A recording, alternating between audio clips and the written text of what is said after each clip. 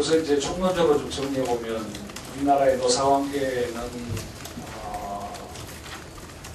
계속해서 대결적인 노사관계로 진행이 되어 오면서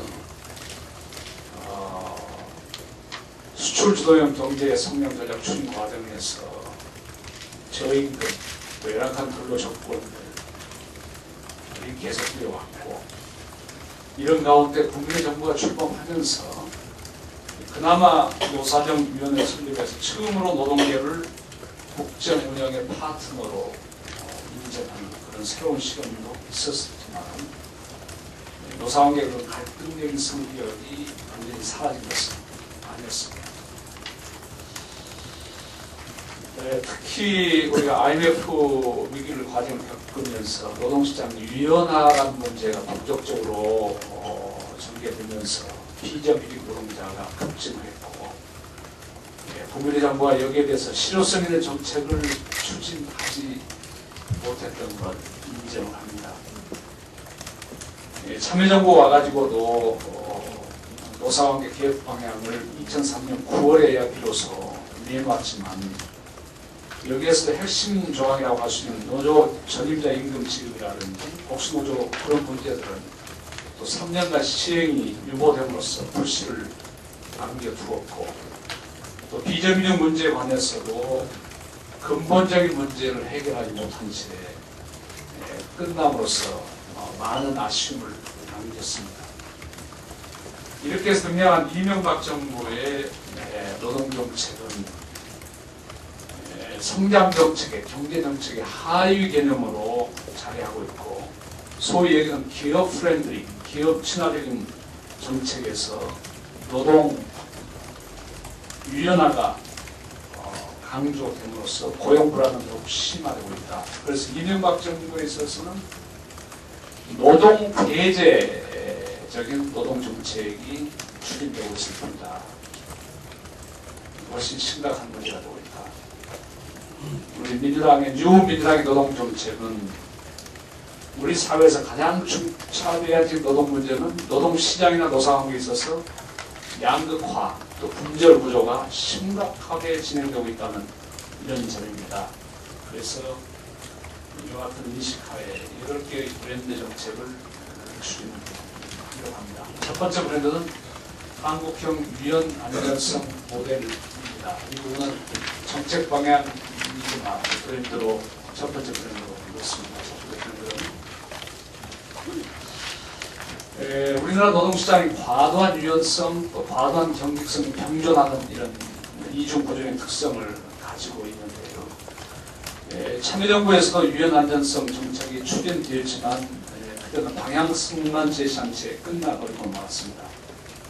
우리가 대표적인 모델로 삼고 있는 덴마크라든지 네덜란드 같은 나라는 이미 사회적인 안전망이 잘 갖춰져 있기 때문에 이런 사회적 합의에 기초한 유연 안전성 개혁이 비교적 쉬운 편이지만, 우리나라의 경우에는 사회 안전망들이 별로 아직은 미흡한 상태에서 이런 외국의 모델이 잘 들어맞지 않는다. 그래서 정책과로서는 5년의 개혁 프로그램을 가지고 한국형 유연 안전성 모델을 만들어 나가기 위한 사회적인 타협을 추진할 필요가 있다. 이렇게 해서 어떻게든지 우리 노동 정책의 혼란을 막아야 됩니다. 그리고 국민에게 지금 만연하고 있는 고용 불안, 미래에 대한 불안, 이 문제를 해결을 해야 된다. 이 문제를.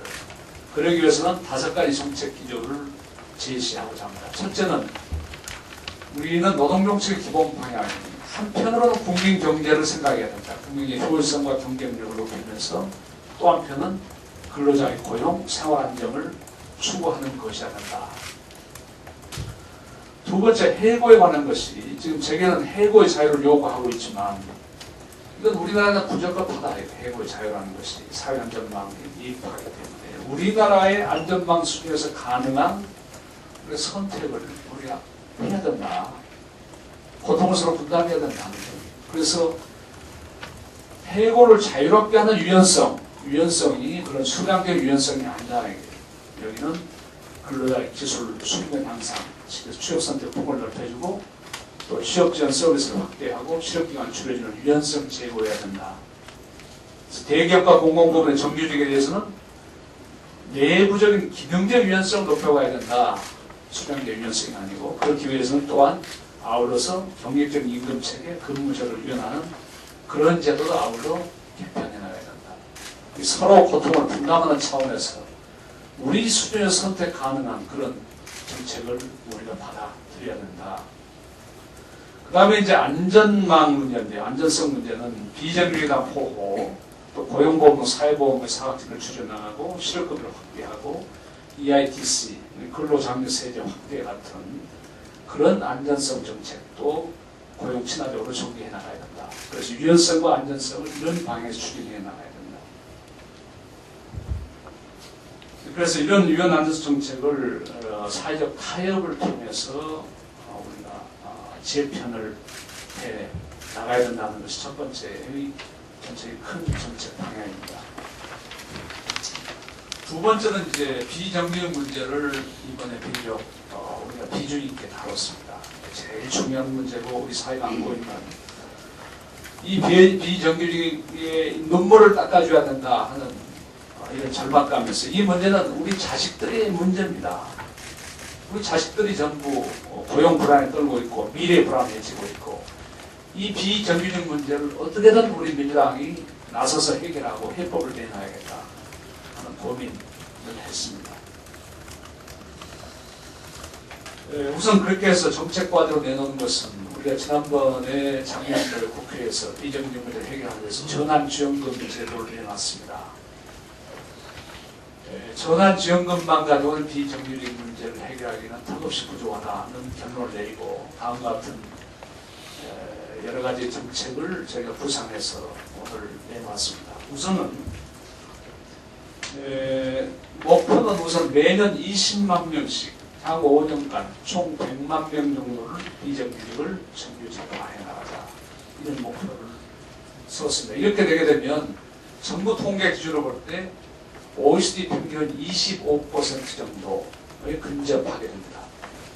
지금 540만 명 정부 통계를 하면 여기서 100만 명을 정규직으로 돌리게 되면 440만 명이 비중이 남습니다. 이게 OECD 평균 25% 근접하게 되는데 그러면 어떻게 해서 이걸 갈 것이냐 매년 20만 명을 우선은 우리가 지금까지 당에서 내놨던 전환지원금 문제입니다.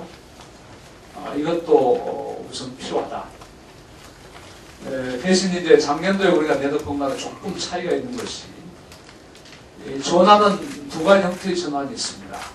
완전한 정규직으로 전환이 있고 하나는 무기계약직으로 전환이 있는데 이 두 개를 구별해서 무기계약직 전환에 대해서는 근로자 1인당 월 25만 원, 완전한 정규직으로 전환해서 1인당 월 50만 원을 지급하는 그래서 연간 한 6천억 정도가 예산이 소요됩니다.